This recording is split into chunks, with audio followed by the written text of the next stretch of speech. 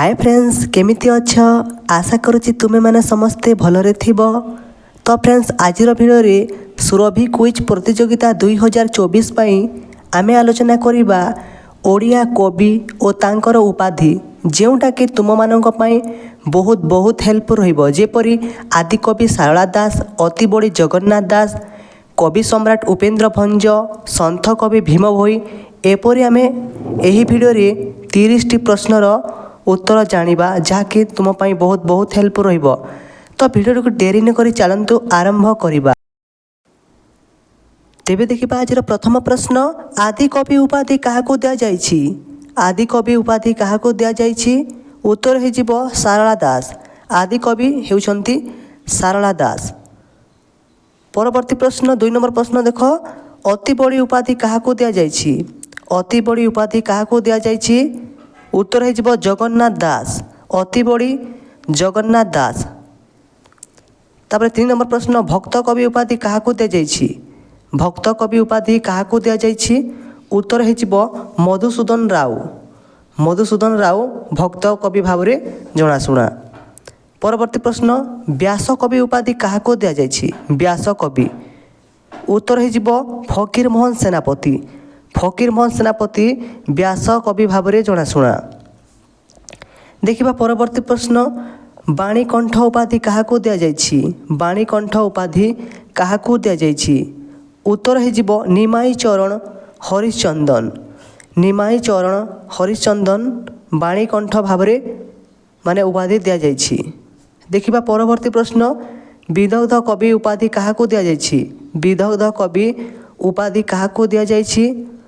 तो यार उत्तर है जिवो अभिमन्यु सामंत सिंहार। अभिमन्यु सामंत सिंहार विदग्ध कवि भावरे जनाशुना।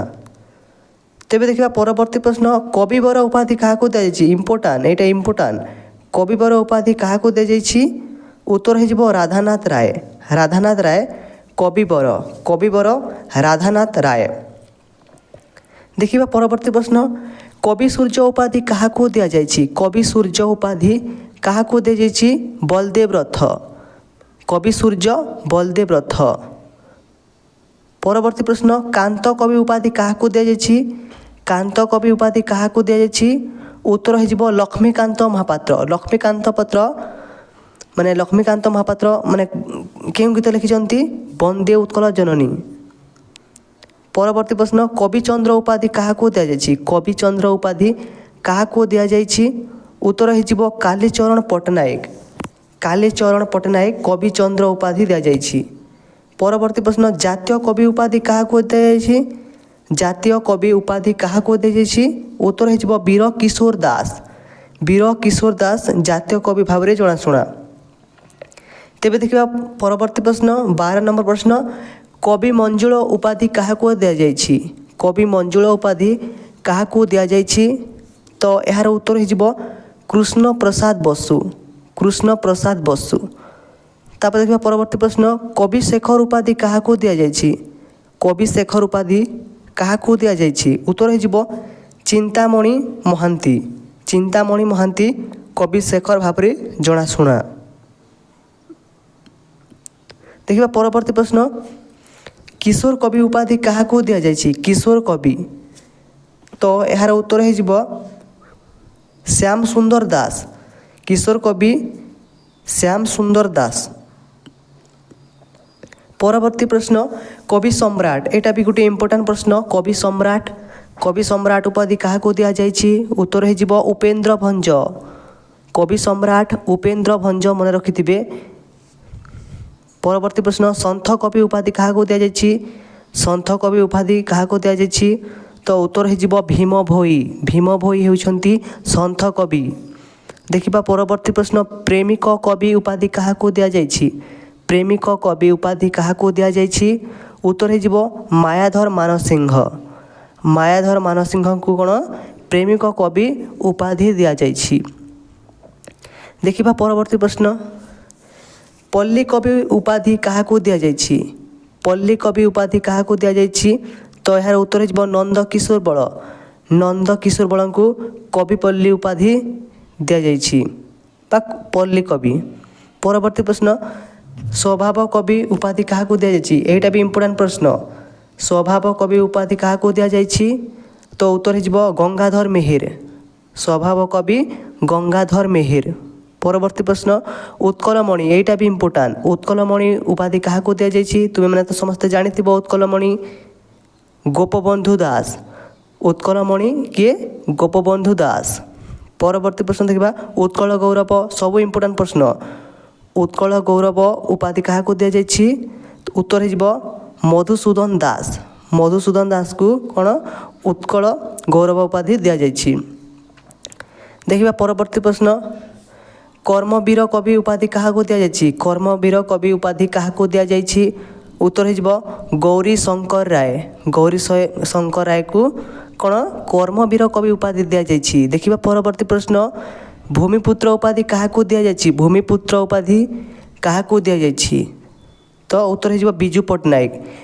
विजु पट्टनायक को भूमिपुत्र उपाधि दि जाइछि। तो यही उपाधि भूमिपुत्र तो दि जाइछि तो क्यों देश विजु पट्टनायक को भूमिपुत्र उपाधि देइछन्ति जो मैंने भी जानिछन्ति कमेंट माध्यम निश्चय जणाबे। परवर्ती प्रश्न नाट्य भारती उपाधि क्या दि जाइछि। नाट्य भारती उपाधि क्या दि जाइछि तो उत्तर हो अश्विन कुमार घोष। अश्विन कुमार घोष होती नाट्य भारती। देखिए परवर्ती प्रश्न कलानिधि उपाधि क्या दि जाइछि। कलानिधि उपाधि क्या दि जाइछि उत्तर हो बांछानिधि शतपथी।